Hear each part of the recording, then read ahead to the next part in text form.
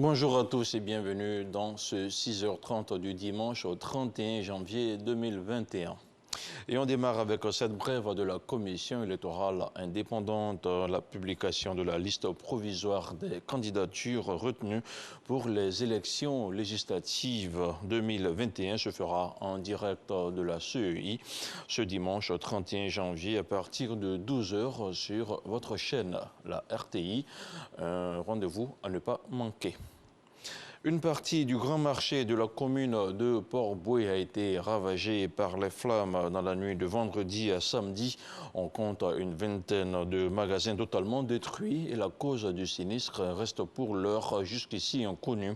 Fort heureusement, les soldats du feu sont arrivés à temps pour limiter les dégâts matériels. Le reportage de Laure Goretti est commenté par Alexis Ouedraogo.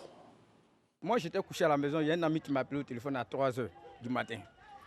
Il me dit non, votre coin au marché est en train de prendre feu. À 3 h du matin, j'ai pris la route, en courant même sorti au goudron. Quand on est venu, il y a un magasin qui avait déjà pris feu, il y avait une bouteille de gaz dedans. Mais le fait qu'on va éteindre, le feu, la bouteille s'est explosée, on prenait les seaux pour éteindre le feu. Le feu a ravagé une vingtaine de magasins au grand marché de Port-Bouët, faisant des dégâts matériels mais aucune perte en vie humaine. Pour l'heure, l'origine de l'incendie n'est pas déterminée. Les témoins émettent tout de même des hypothèses.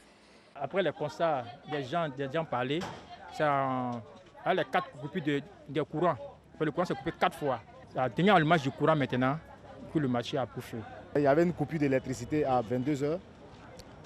Et puis l'électricité est venue aux environs de 3 h. Donc on ne sait pas si c'est la venue de l'électricité qui a créé ce court-circuit ou on ne sait pas encore si ce sont des actes de vandalisme. Le feu est maîtrisé par les sapeurs-pompiers militaires et les personnes de bonne volonté. Ce sont plus de 40 mètres carrés partis en fumée. Les victimes, elles, appellent à l'aide. Des balles, des pantalons, les habits des femmes, ils vendent tout ici. Je suis venu, j'ai trouvé que ma marchandise a tout brûlé. Des vêtements, des chaussures et tout, des costumes même. J'ai tout perdu. Je n'ai pas pu récupérer quelque chose parce que je ne suis pas arrivé à temps. Le premier magistrat de la commune, rendu sur place un peu plus tôt, apporte son réconfort aux sinistrés. Des évaluations sont en cours pour estimer la valeur et l'étendue des dégâts. Nous avons fait le recensement des propriétaires des magasins et le recensement effectivement des magasins. Et en plus de ça, nous avons circonscrit la zone et nous avons lancé une enquête pour comprendre un peu ce qui a causé cela. En juin 2019, une partie du marché central de Port-Bouët avait été incendiée. Plusieurs magasins réduits en cendres, faisant des dégâts, toujours sans perte en vie humaine. Il était dans la commune de Mama, sinon dans la commune de Gagnoua et dans le village de Mama, dans la région du Gord. Le ministre de la Réconciliation nationale multiplie les initiatives en faveur de la paix et de la cohésion sociale. Il s'agissait pour Kwadio Konan Bertin de recueillir les suggestions de la famille de l'ancien président Laurent Gbagbo en vue de son retour en Côte d'Ivoire. Le compte-rendu de cette tournée avec Walter Amadou Ouattara. Kédio Bambré, un des fiefs des autochtones bété de la commune de Gagnoua. La résidence du doyen d'âge, Fanyidi Djedje Gustave, accueille la délégation du ministre de la Réconciliation nationale. En présence des chefs traditionnels, la famille Fanyidi émet le vœu de voir retourner sur sa terre natale l'ex-président Laurent Gbagbo. Identique doléance à Mama, village de l'ancien chef d'État, pareil pour des cantons des départements de Gagnoua et Doumé. Face à leurs sollicitations, Kwadio Konan Bertin a une seule réponse. Le chef de l'État lui a même octroyé ses passeports. Et nous sommes dans la perspective, n'est-ce pas, de son retour. Je suis venu voir ses parents, les entendre, de sorte que s'il revient, son retour aide à consolider la paix. Je n'aurais pas satisfait parce que j'ai trouvé un peuple bété, conscient des enjeux du pays, qui, lui, est prêt à jouer sa partition pour que nous rentrons définitivement dans la paix. Ils m'ont donné des gages. Ils m'ont même envoyé auprès du chef de l'État pour lui dire qu'ils sont prêts à l'aider, à régler les problèmes qui existent et à réconcilier les Ivoiriens.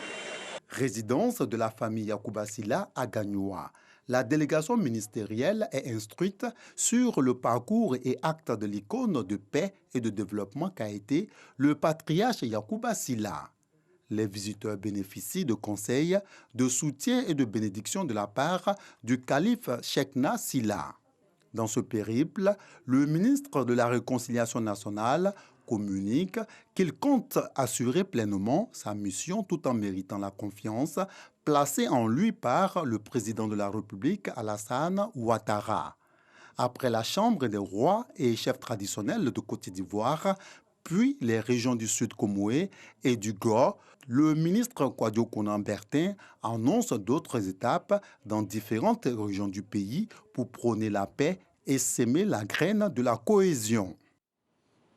On continue à parler de cohésion sociale. L'inspecteur général d'État était lui aussi sur le terrain pour appeler à la paix et la cohésion sociale dans la région du Moronou. La région a connu de vives tensions lors de l'élection présidentielle d'octobre 2020. Une dizaine de morts, de nombreux blessés et d'importants dégâts matériels ont été enregistrés. Théophile Awandoli a aussi rencontré à Bongouani le collectif des chefs traditionnels ainsi que les imams de la localité. Le commentaire d'Alexis Ouedraogo. Après les violences autour de la présidentielle d'octobre dernier dans le Moronou, la région se remet peu à peu de ses blessures. Pour que la prise de conscience sur l'importance de la paix soit collective, l'inspecteur général d'État Théophile Awandoli, fils de la région, entame une tournée de sensibilisation. Vendredi, face au collectif des chefs traditionnels de Bongouanou et des imams de la localité, il a voulu partager l'idéal de paix pour la région, une démarche que salue le collectif. Il nous a demandé de parler encore à nos enfants et pour que ça soit calme. Donc je pense que les chefs, on a déjà commencé à travailler, mais nous continuerons. Et même après les élections, nous allons continuer parce que le grand médiateur est venu mettre en place investi un comité de veille et de suivi de la cohésion sociale qui eux aussi après tout ça prendront le relais pour que tranquillement tout ce qui est le vivre ensemble soit un leitmotiv de Bongouanou. Un peu plus tard, à la résidence du roi du Moronou, Théophile Awandoli salue les efforts engagés pour le retour de la paix dans la région. Avec les prochaines échéances électorales, il faut prévenir. Théophile Awandoli demande au roi Nandré Oratewa son appui pour instituer la non-violence auprès des jeunes. Nous avons sensibilisé, nous avons sillonné le Moronou. Tout à l'heure, le roi vous l'a dit. Nous allons encore reprendre notre bâton de pèlerin avant ces législatives-là. Et comme le souvenir est encore trop récent, je pense que chacun d'entre nous pourra tirer les leçons. L'inspecteur général d'État n'a pas manqué de saluer la décrispation sur la scène politique, avec notamment la présence de Pascal Afine-Guesson au sein de la délégation officielle ivoirienne lors des obsèques du président Rawlings. Une image d'une Côte d'Ivoire qui se retrouve, dont devrait s'inspirer la région. Des mots de félicitations à l'endroit du personnel de Radio Côte d'Ivoire. C'est l'initiative de la directrice de la chaîne, Sali Silue Konaté, qui entend remobiliser ses troupes afin de mieux aborder la nouvelle année 2021. La fréquence fait aujourd'hui partie des 3 radios les mieux écoutées du district autonome d'Abidjan. Une performance saluée par le directeur général de la RTI, Fosseni Dambélé, qui a invité le personnel à s'investir davantage pour les prochaines années. Le compte-rendu d'Issa Chonayeo.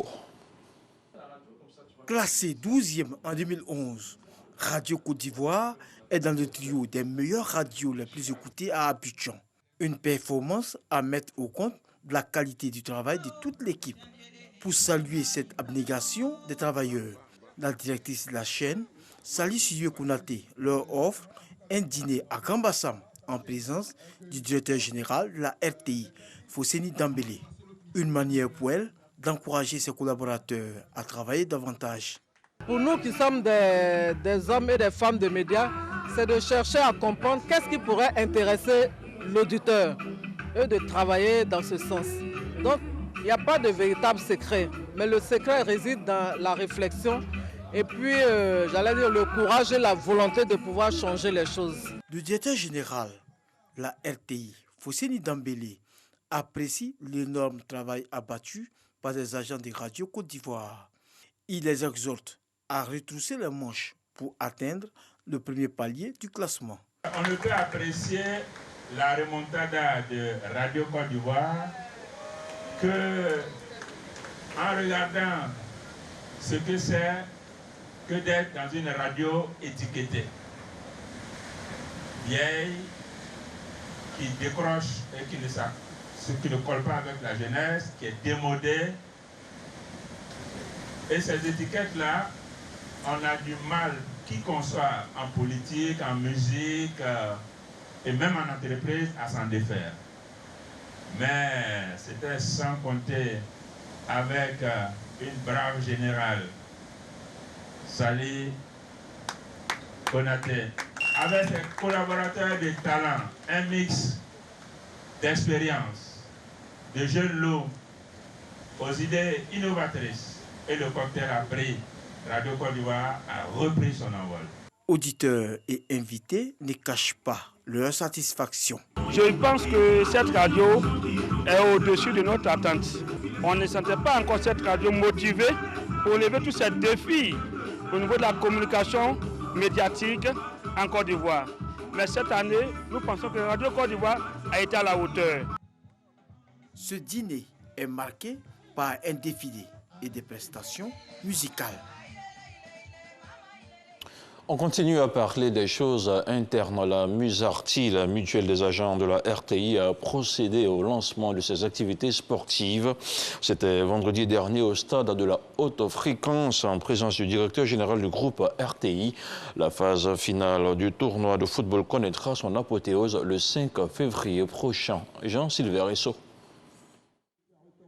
Pour cette reprise des activités sportives de la Musarti, la mutuelle des agents de la RTI a voulu mettre les petits pieds dans les grands. Pour cette première journée, Abidjan City en jaune et bleu évolue en 3e division a battu Ayoka Unité en rouge et noir 3-0. La Geste aussi a surpris la RTI sur ses installations 1-0.